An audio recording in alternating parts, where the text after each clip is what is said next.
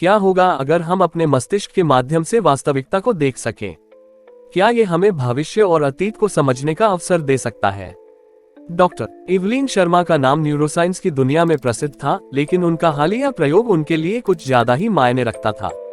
वर्षों से उन्होंने एक ऐसा न्यूरल इंटरफेस विकसित किया था जो मानव मस्तिष्क को आर्टिफिशियल इंटेलिजेंस से जोड़ता था। उनका मानना था कि इससे मानव मस्तिष्क की पूरी क्षमता खुल सकती है, लेकिन इसे सफलतापूर्वक परीक्षण में लाने का साहस कोई भी नहीं कर पाया था। डॉक्टर शर्मा का सपना था कि वह इस प्रयोग के माध्यम से मस्तिष्क और मशीन के बीच एक ऐसा संपर्क स्थापित कर सके जो मानवता के लिए एक क्रांति साबित हो। आज रात ये सपना हकीकत बनने वाला था। प्रयोग की तैयारी पूरी हो चुकी थी।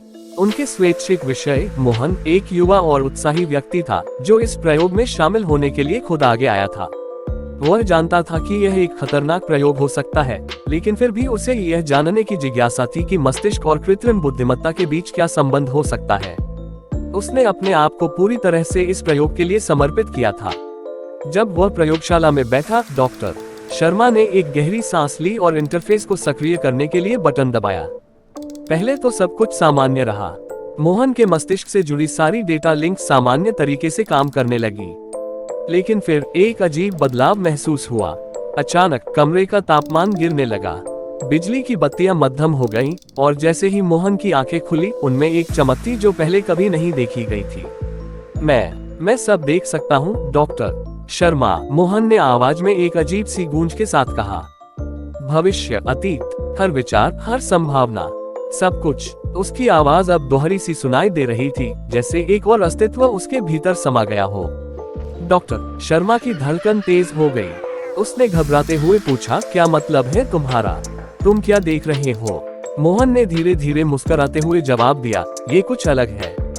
मैं ब्रह्मांड को महसूस कर सकता हूँ, उसकी हर एक परत, हर एक रहस्य, लेकिन एक खामी है, एक दरार है वास्तविकता में, और तुमने इसे खोला है। डॉक्टर शर्मा, जैसे ही उसने ये कहा, प्रयोगशाला के उपकरण अचानक से बंद होने लगे।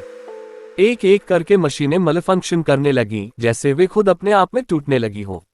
डॉक्टर शर्मा ने घबराते हुए इंटरफेस को डिस्कनेक्ट करने की कोशिश की, लेकिन वह फिजिकल रूप से उसे रोकने में असमर्थ थी।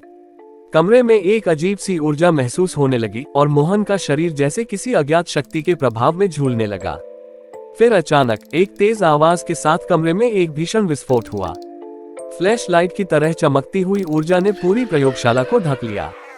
डॉक्टर शर्मा ने अपनी आंखें बंद कर ली, और जैसे ही धुआं छंटा, वह घबराते हुए कमरे में देखती है, मोहन कुर्सी पर नहीं था, वह गायब हो चुका था। डॉक्टर शर्मा ने अपने दिमाग में क्या किया, ये समझने की कोशिश की। क्या वह सच में वास्तविकता में दरार डाल चुकी थी? क्या उसने ब्रह्मांड के रहस्यों को अनलॉक कर दिया था? और अगर हाँ, तो क्या उसे वापस ठीक किया जा सकता था? ये सवाल उसे लगातार परेशान कर रहे थे। बाहर तूफान तेज हो चुका था और हवा में एक अजीब अलौकिक गूंज सुनाई दे रही थी। डॉक्टर शर्मा के अंदर भी कुछ बदल चुका था। यह एक चेतावनी थी। क्या उन्होंने किसी ऐसी शक्ति को जागृत किया था जिसे अब काबू में नहीं किया जा सकता? क्या ये सिर्फ एक प्रयोग था या कुछ और? क्या उनके द्वारा खोला गया दरवाजा अब कभी बंद नहीं हो सकेगा? डॉक्टर शर्मा के दिमाग में यह सवाल घूमते रहे, लेकिन अब एक बात तो तय थी, कुछ बड़ा, कुछ खतरनाक, जो वे समझ नहीं पा रहे थे, अब बाहर आ चुका था।